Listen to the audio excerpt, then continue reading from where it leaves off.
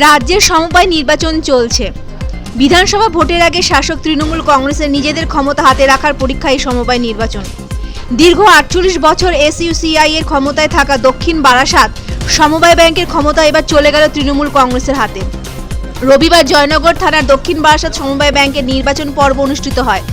মোট 30টি আসনে এই ভোট পর্ব অনুষ্ঠিত হয় 9টি ভোট কেন্দ্রের মাধ্যমে।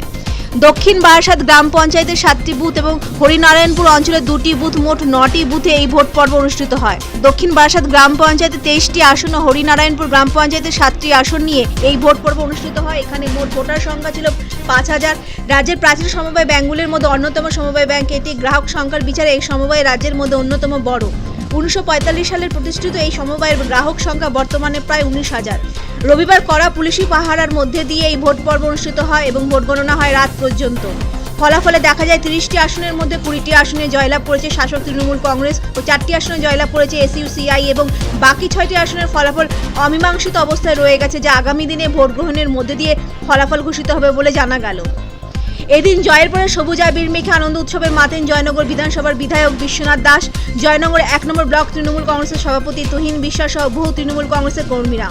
এদিন জয়ের পরে জয়নগরের বিধায়ক দাস বলেন, প্রথমে কংগ্রেস ও তারপরে দীর্ঘদিন ধরে এসইউসিআই এর হাতে থাকার পরে এলাকার উন্নয়নের এই সমবায় উন্নয়নের দিক দিয়ে পিছিয়ে পড়ে। রাজ্যের মুখ্যমন্ত্রী মমতা বন্দ্যোপাধ্যায় ও সাংসদ অভিষেক বন্দ্যোপাধ্যায় তৎপরতায় দীর্ঘ 10 বছর পর সমবায় নির্বাচন অনুষ্ঠিত হলো এই দক্ষিণ বারাসাতে।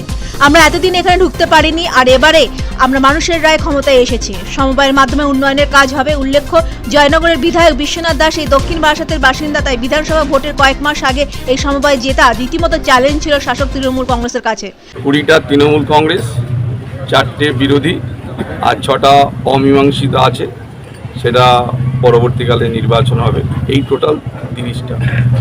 দেখুন, আমরা সমবায়ে যে নির্বাচন হয়েছে, দীর্ঘদিন এই সমবায়ে কোনো নির্বাচন হয়নি।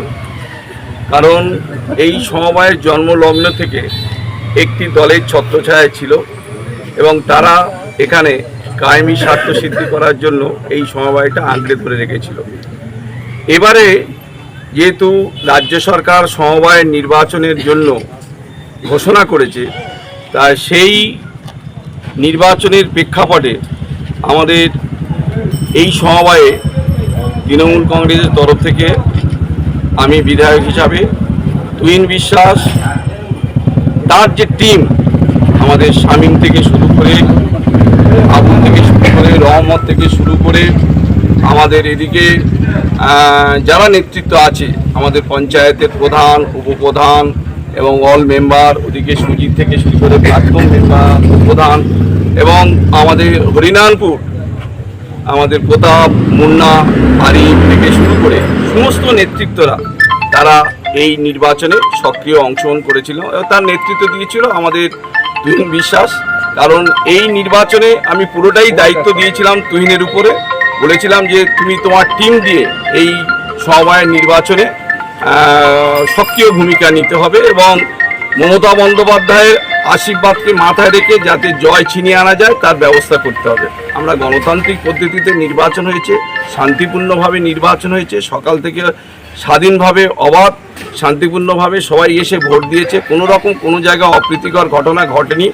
আজকের এই নির্বাচনে যে জয়, সেটা এই দক্ষিণ বারাসাত এবং হরিনারায়ণপুরের সমস্ত মানুষের জয় এবং মামাটি মানুষের জয়, এবং এই জয়টা আমরা আমাদের প্রিয় নেত্রী মমতা বন্দ্যোপাধ্যায়কে উৎসর্গ করছি। কারণ এই কোঅপারেটিভের জন্মলগ্ন থেকে আমরা এই কোঅপারেটিভের, সে কংগ্রেস পিরিয়ড হোক, পরবর্তীকালে তৃণমূলের পিরিয়ড হোক, আমরা কেউ কোঅপারেটিভে আমরা আসতে পারিনি।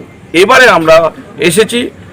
এই এলাকার মানুষজনরা এই কোঅপারেটিভ থেকে যে পরিষেবা দরকার সেই পরিষেবাটা পেত না। ফলে আমরা আশাবাদী, আমরা এই কোঅপারেটিভকে একটা সুন্দরভাবে মানুষের কোঅপারেটিভে সবার জন্য যাতে পরিষেবা দেওয়া যায় সেইভাবে আমরা এই কোঅপারেটিভ গড়ে তুলব। মানুষকে সঙ্গে নিয়ে আমরা এই কোঅপারেটিভে কাজ করব। আর এদিনের এই জয় শাসক তৃণমূল কংগ্রেসের কাছে বাড়তিভাবে অক্সিজেন যোগাবে বলে মনে করছেন রাজনৈতিক বিশেষজ্ঞরা। জয়নগর থেকে উজ্জ্বল বন্দ্যোপাধ্যায়ের রিপোর্ট, পূবের কলম।